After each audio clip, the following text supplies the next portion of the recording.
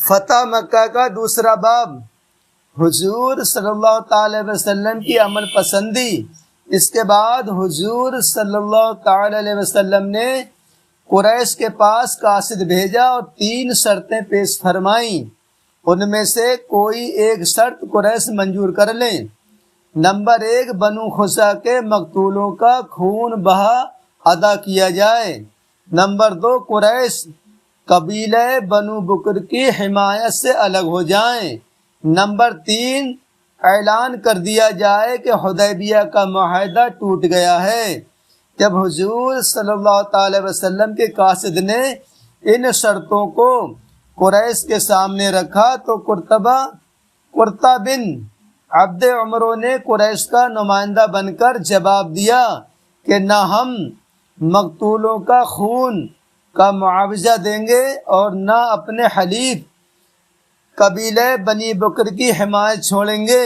ہاں، تیسری شرط ہمیں منظور ہے کہ ہم اعلان کرتے ہیں کہ حدیبیہ کا معاہدہ ٹوٹ گیا ہے۔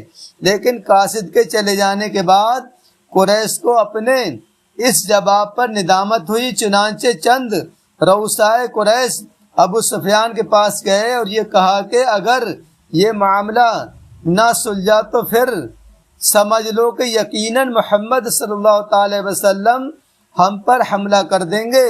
ابو سفیان نے کہا کہ میری بیوی ہند بنت عتبہ نے ایک خواب دیکھا ہے کہ مقام حزون سے مقام خندمہ تک ایک خون کی نہر بہتی ہوئی آئی ہے، پھر ناگہاں وہ خون غائب ہو گیا ہے۔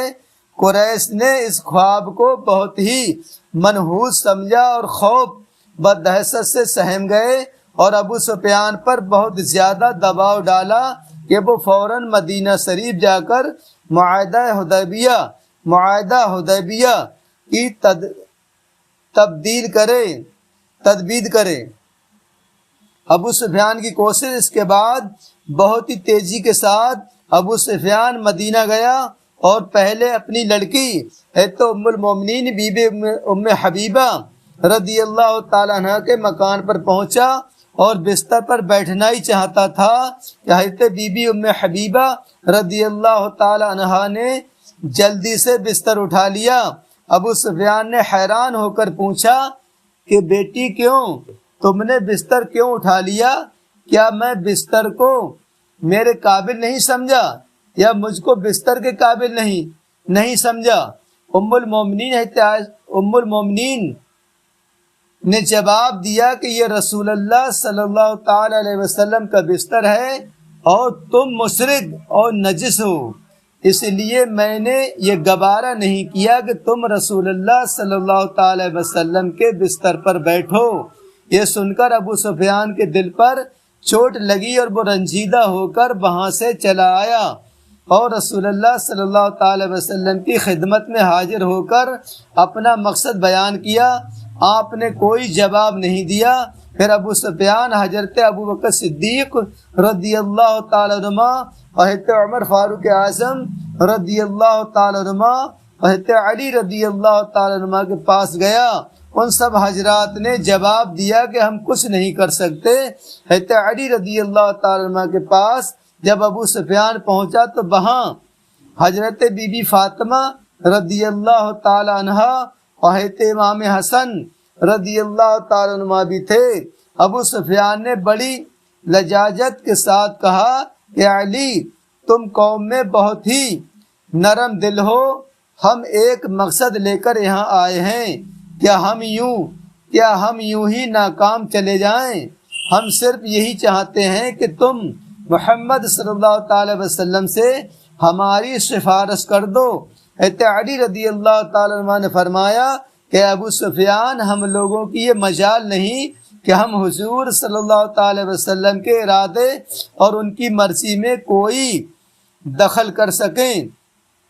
ہر طرف سے مایوس ہو کر ابو سفیان نے حضرت بی بی فاطمہ زہرا رضی اللہ تعالی عنہ سے کہا کہ اے فاطمہ، یہ تمہارا 5 برس کا بچہ امام حسن ایک مرتبہ اپنی زبان سے اتنا کہہ دے کہ میں نے دونوں فریق میں صلح کرا دی تو آج سے یہ بچہ عرب کا سردار کہہ کر پکارا جائے گا۔ حضرت بی بی فاطمہ رضی اللہ تعالی عنہا نے جواب دیا کہ بچوں کو ان معاملات میں کیا دخل؟ بالآخر ابو سفیان نے کہا کہ علی، معاملہ بہت کٹھن نظر آتا ہے، کوئی تدبیر بتاؤ۔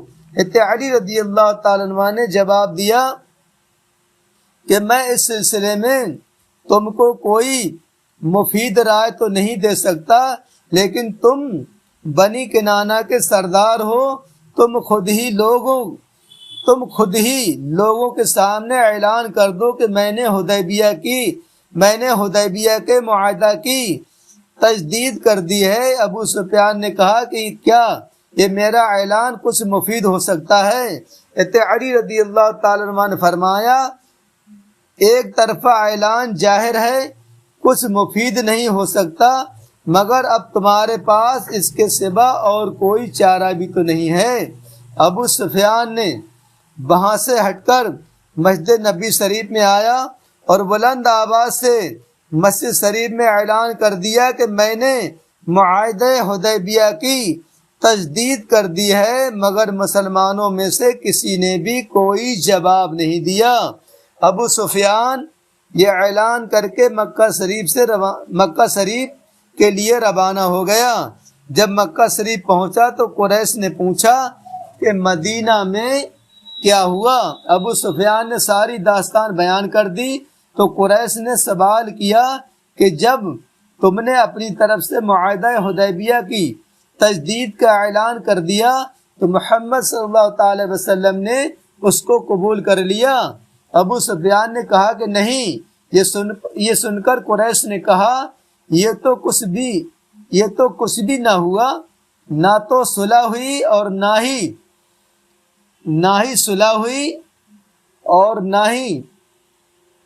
تو صلح ہوئی جو کہ ہم اطمینان سے بیٹھیں، اور نہ یہ جنگ ہے کہ ہم لڑائی کا سامان تیار کریں۔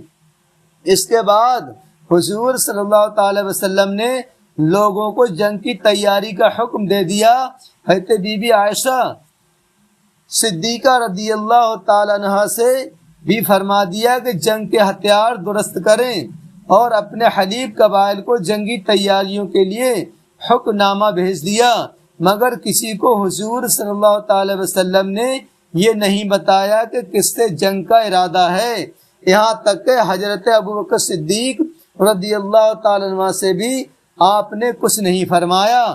چنانچہ حضرت ابوبکر صدیق رضی اللہ تعالی عنہ حضرت بی بی عائشہ صدیقہ رضی اللہ تعالی عنہ کے پاس آئے اور دیکھا کہ وہ جنگی